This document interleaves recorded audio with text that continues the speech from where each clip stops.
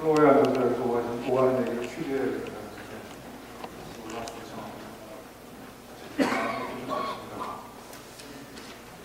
어쨌든 여기 올라왔으니까 제 의견을 몇 개 밝히겠는데 제 개인 의견이 존재가 있습니다.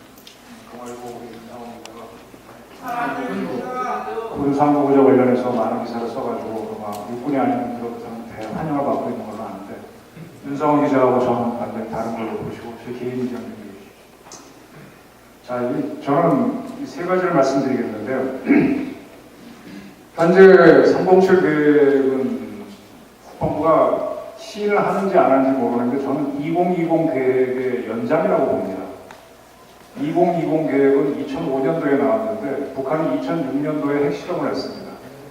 핵실험하기 전에 만든 2020 계획의 여러 가지 중에 핵심은 돈을 50만으로 줄이겠다는 내용이 있었어요. 그죠? 그 당시에 이제 햇볕 정책, 대북 유화 정책을 해서 북한하고 사이좋게 하는 건데 그 50만이라고 하는 목표를 다시 지금 자료를 보니까 독일이 통일되고 난 다음에 35만까지 강구를 했던데 통일된 독일이 소득되는 45만이었고 그걸 여기에 두고 우리 통일됐을 때 이고동축 되게 되면 50만으로 가겠다 뭐 그런 그림화해서 강준으로 갔어요. 근데 그 이후에 안보상황을 보게 되면 2006년도에 북한이 핵실험했고 2009년도에 2차 핵실험했고 2010년대 천안 연평 사건 터졌습니다. 그죠? 그러면은 2020 계획의 그림자를 바꿔야 되는데 그걸 307 계획이 그대로 답습하고 있는 모습이 지금 보여요. 두 번째, 이 2020의 문제점이 있다는 건 그 당시에 노무현 정부 시절에 육해 공군이 다 감안하고 알고 있었어요. 그래서 이명박 정부가 들어서니까 바로 수정을 하자고 해서 공군연도에 수정안이 나왔습니다. 그건 알고 계시죠? 약간 유군을 덜 줄이는 쪽으로 가고 어떤 저쪽으로 했는데 그리고 나서 핵실험이 다시 있었고 그 2009년 수정안을 하면서 나온 게 뭡니까? 우리가 안보에 자신이 없으니까 CFC 연합사를 2015년까지 유지하자라고 외교적으로 미국하고 문제를 풀었어요. 뭐 여기에 대해서는 뭐 꼭 국방을 미국한테 의존하는 사대주의다 안 돼 이게 나올 수 있는데 그만큼 다급했던 겁니다. 자, 그런데 2009년도에 2차 핵실험이 있고 근데 PSI 등등으로 뭐 하겠다고 넘어갔고 액션은 그 이후지만 천안함 터지고 나서 오기사 조치가 나오면서 PSI 연습도 하고 됐고 그 다음에 이제 307 계획이 나오게 됐는데 계속 노무현이라고 하는 정권 색깔은 각자 판단하십시오. 그 시절에 만든 그 틀을 벗어나지 못하고 있습니다. 지금 홍기덕 박사님 쓰신 거를 봤는데 2020의 계획을 이어받는 거라는 얘기가 좀 앞에 있는데 왜 이어받아야 되죠? 과거 카터가 주한미군 감축하겠다고 했을 때 우리가 박정희 대통령이 굉장히 반발하고 싸웠지 않습니까? 그 다음에 이제 전두환 대통령이 되고 나서 그걸 세웠지 않습니까? 레이건하고. 내가 보기에는 지금은 우리 CFC까지 지금 3년 더 있으라고 그러고 북한이 9차례 핵실험했고 천안 연평도 2개 국지전은 우리가 죽었잖아요. 못 막았잖아요. 근데 왜 강건을 구조를 그대로 유지하고 가느냐? 307 계획에. 굉장히 묻고 싶고. 그 다음에 또 하나 제가 좀 이상하다 싶은 거는 자, 아까 금방 우리 김성만 대로 이제 워낙 깊고 많이 생각하시는 분이라서 좀 책을 보고 배우는데 연평도 사건이 벌어졌을 때 불령 군정권을 함께 갖고 있는 장관이 국회에 붙잡혀서 30분 동안 액션을 못했다. 불령권, 군정권 다 가지고 있는 사람이 불령권을 행사를 못했다. 갖고 있으면 뭐하냐 이거 두 개 다 갖고 있으면. 그러면 불령만을 전문적으로 다루는 전문가가 있어서 장관 나오시오 하고 딱 액션을 취하거나 다시 단독으로 먼저 하거나 해줘야 되지 않습니까? 이번에 오사마 빈 라덴 사살 작전을 할 때 보게 되면 사진 보게 되면 오바마가 저 구석에서 잠마이크를 보대요. 공군사령 와스타는 앞에서 막 이거 두들기고 있고 왜? 그 양반 골프 치다 그 양반 잡혀왔잖아요. 불령권을 제대로 행사하기 위해서 자기가 온 거 아닙니까? 커맨더인 칩, 싱크로스. 근데 그때 불령 군정권을 갖고 있는 우리 김태형 장관은 국회에서 붙잡혀 와서 지휘를 했어야죠. 근데 못한단 말이에요. 왜? 군정의 문제가 너무너무 많기 때문입니다. 국방위원 무시하고 어떻게 움직여요? 대통령 지시가 없는 상황에서. 이게 현실입니다. 자, 합참의장이 불령 군정권 당한다고 합시다. 연례적으로 MCM하고 미국 가셔야 됩니다. 군사 얘기 별거 아닌 것 같죠? 우리가 CFC 3년 연계에서 국방 안전 도모하는 이런 나라입니다. 그 MCM에 의장이 안 가실 수 있어요? 내가 보기엔 군사작전 지보다 100배 중요한 것 같은데? 그건 말입니까?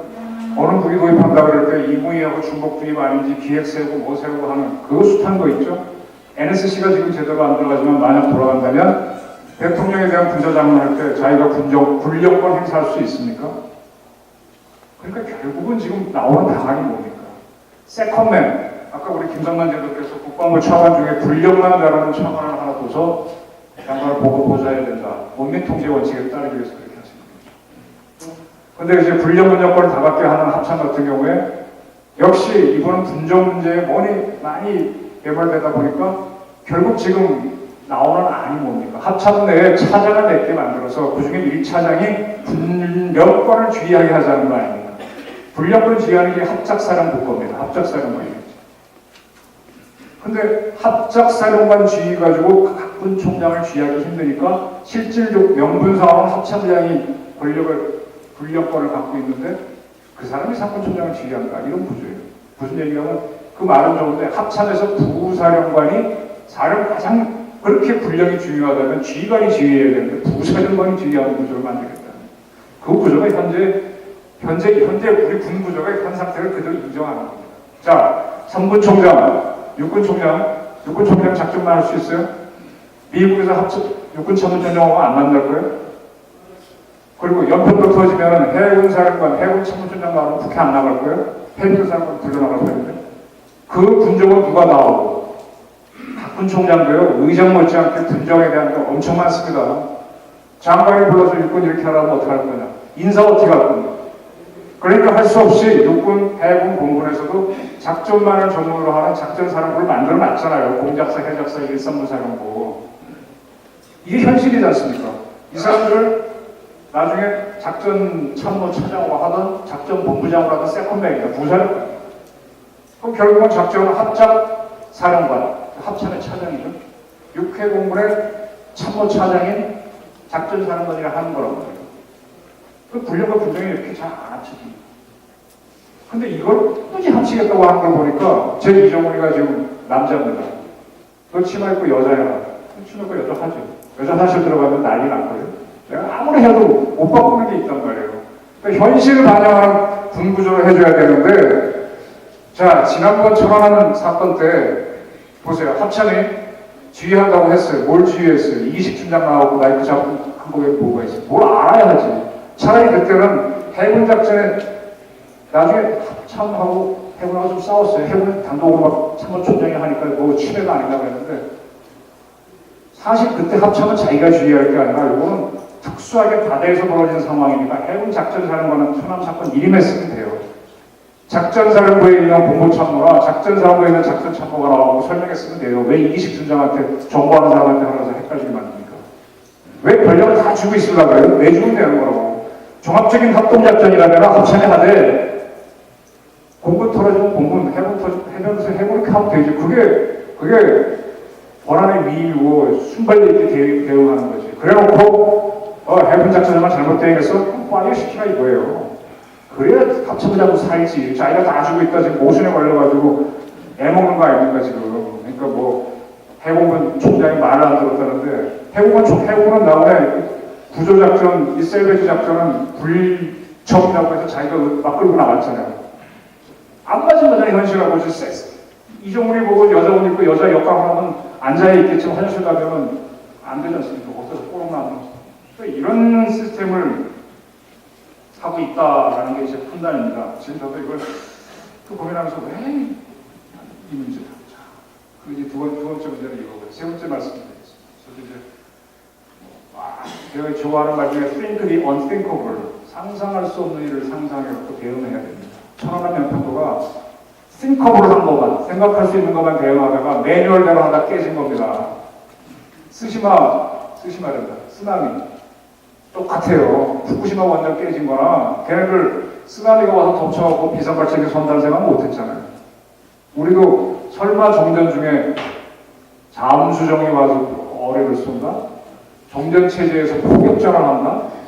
하다 한 거 아니에요. 그 중에 그래도 멋지게 대응한 거는 해병대 현지 대령이 자기 그냥 성깔껏 대응을 해본 거 아닙니까? 합참 뭐 했냐고요. 응? 그리고 아까 말한 대로 권력을 자꾸 이야기해 주면 돼요. 네가 하나 알아서 하면 되지. 그때로 나온 합참의 설명은 현지 시간한테 일이 됐다 그러는데 1시간 6분 동안 동영상 다 보고 있으면서 합참의장은 뭐 했어요? 확정 방지가 우선이다 한 대통령보다도 역할한 게 없지. 그 사람은 오히려 엔티라고 했죠. 자, 그래서 이렇습니다. 이런 식으로 이제 문제가 있는데, 자, 이제 이런 사태를 겪고 나서 우리가 지금 하겠다는 게 대충 제가 이해하는 게 이렇습니다. 우리가 지금까지 여기도 아까 저 맨 처음에 발표하신 글에서 잠깐 나왔는데, 천안함 이전에 우리의 대북 전략은 응징보복이었다 라고 했습니다. retaliation. 우리가 말하는 두드린다. 응징보복 과거에 박정희 전두환 좀 한 것 같은데 그 후로는 안 한 걸로 알고 있습니다. 근데 이번에 천안함 터지고 나서는 proactive deterrence라고 했습니다. proactive deterrence. 둘이 어떻게 다른지 잘 모르겠는데 retaliation은 우리가 맞은 다음에 가서 때리겠다는 건데 때렸는지 안 때리는지 잘 모르겠어요. 물론 뭐 HIV나 이런 거 내가 때린 건 있다고 하는데 과연 정치적 효과까지 거두는 이스라엘식으로 했느냐는 의문이 났는데 이건 맞은 다음에 때린다는 거고 proactive deterrence라고 하는 건 쏠 조짐이 보이면 때리겠다는 선제 타격의 개념으로 저는 이해하고 있습니다. 일본 방위성 장관도 그런 식으로 이제 곧 몇 개 얘기하니까 우리도 이제 이 사건을 겪고 나서 비로소 선제 공격 이야기를 했는데 자 우리가 선제 공격 얘기를 했는데 실제로 벌어지면 리테이션 정도 할 것 같아요 이제 나중은 쏘는 거 어제 사실 궁금했는데 우리가 세계훈련할 때 연평도 천안 쪽에서 북한이 쐈으면 그때 쏘겠죠. 쏠라고 할 때만 쐈을까 하는 의문점이 나는데 서로 지나갔으니까 끝인데 자 우리가 프로액티브 디터런스든 리테리에이션을 한다고 할 때 우리가 가장 두려운 게 뭡니까? 연평도를 쏴서 우리 연평도에서 응전을 하면서 100명도 쐈다. 그럼 이놈들이 수도로 쏜다. 우리 수도 군단이 응전하고 1군단이 쏜다. 그럼 쟤네들 화병사령부가 쏜다. 이렇게 에스카레이트가 걸 제일 두려워하잖아요. 우리는 이걸로 북한을 억제하겠다는 게 프로액티브 디터런스. 똑같이 나오면 어떻게 하냐 이게. 나는 프로액티브 디터런스 속에는 그 다음에는 전쟁이 난다는 각오를 해야 된다는 생각입니다. 자, 전쟁이 난다고 가정할 때 앞으로 2020 추가가지고 50만 강국으로 대응할 수 있어요? 난 육군의 스트레스가 굉장히 크다고 봐요. 그러니까 육군도 자꾸 지휘를 지려고 하는 게 어떻게 막냐 이거예요. 두 번째, 북한이 만약에 프로액티브 디터런스를 하는 또는 리테리에이션 하는 과정에서 힘이 약해 북한이 무너졌다고 치자. 그러면 지금 리비아 사태 같은 내전이 벌어질 수 있는데 한국은 갈 거냐 말 거냐 고민해야 될 거 아닙니까? 중국은 들어오면 어떻게 할 거예요? 갈 거냐 말 거냐 고민할 거예요. 지금 계속 고민이 그거잖아요. 그때 들어갈 때 우리 50만으로 줄임 군대하고 들어갈 수 있어요? 둘 다 답이 틀렸어요. 프로액티브 디터런스는 아니고 햇볕정치로 가겠다는 50만으로 가자 이거예요. 왜 2020의 그림자를 붙잡고 가냐 이거예요. 이 이명박 정부에서 보수라고 하는 정부에서. 그리고 세상에 보려면 경제향 때문에 경제에 끌려가지 안보는 놓치는데 안보가 우선이에요. 그래서 이 문제를 해결하지 못하면 큰 문제다라는 게 이제 의문점이고 하나는 이제 우리가 피사님께서 많이 얘기하셨는데 이거 제 개인적인 아이디어입니다. 이거 뭐 질문까지는 안 해도 이제 할 생각이죠. 자, 북한이 급변 사태가 벌어지거나 전쟁이 벌어졌을 때 대가리 머리를 잡아야죠. 북한 수뇌부를 잡아야죠. 그리고 북한 손발을 잡아야죠. 장거리 포격이 날아올 수 있는 미사일 기지나 또는 그 북한 사령부를 잡으려면 누가 갑니까? 처음 폭격이야 공군이 하겠지만 거기 실제로 들어간다고 육군이 들어간다고 칩시다. 평양까지 거리가 250km 플러스입니다. 거기 앞에 전방에 4개 군단이 있고 뒤에 4개 기류의 군단인데 걔네랑 부닥치면서 우리 가장 유능한 7군단이 들어간다고 칠 때 희생이 없겠어요? 조비란 지역입니다. 조비란 지역. 난 그거 보다가는 남포로 들어가서 해병대가 잡는 게 빠르다고 생각이 돼요. 자, 북한의 핵시설이 어디 있습니까? 바닷가에 있잖아요. 한경남도, 한경북도. 다 해안선에 있는데 왜 자꾸 육군을 가지고 북한을 집에 정확히 들어가려는 그림을 그립니까? 전략 그림을 다시 그리자 이거죠. 풍계리, 동창리, 무수단리, 영변, 휴전선서 가깝습니까? 서해안선 가깝습니까? 동해안선 가깝습니까? 그럼 답이 나오겠어요. 그러면 육군도 지금 이제 5개 군단으로 줄인다는 얘기를 하긴 했는데 그럼 필요한 거는 그까지 해안으로 갈 수 있는 기동수단이 그 다음에 상륙을 할 수 있는 부대가 그게 필요한 거 아닌가요? 육군도 지금 2,000명 정도 해병대 지원하겠다는 건 잘했습니다. 잘했는데 그 정도 갖고 되겠냐 이거죠. 진짜 우리가 통일을 막 중국이 오기 전에 먼저 들어가고 프로액티브 디터런스를 하고 또 만약에 하나 전쟁으로 간다고 그 이기려고 한다면 지금 휴전선 DMZ는 상당히 단단합니다. 물론 이것도 방심일 수 있지만 큰 도발이 없어요. 진짜 이게 우리가 한 방 쳐서 걔는 도발하지 못하게 하는 힘을 갖고 가려면 그럼 서부 5도는 방어 기지가 아니고 상륙 저지하는 기지가 아니고 팔진 기지가 될 수도 있습니다.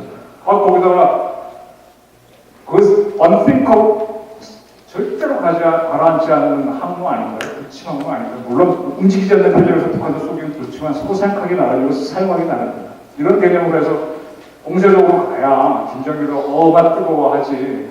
오사마 빈 라덴도 미국이 계속 밀어붙이니까 페샤와르에서 포착도 있었잖아요.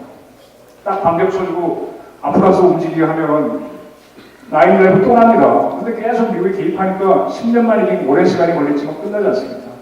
이거를 하는 게 국방개혁이지. 난 그렇게 생각합니다. 개인 의견이고요. 그래서 개인적으로 저는 해군 해병대 합쳐서 10만 양병로를 뭐 제가 율곡 2위는 못 되지만 하는데 생각하고 있는데 이걸 다시 한번 이상입니다.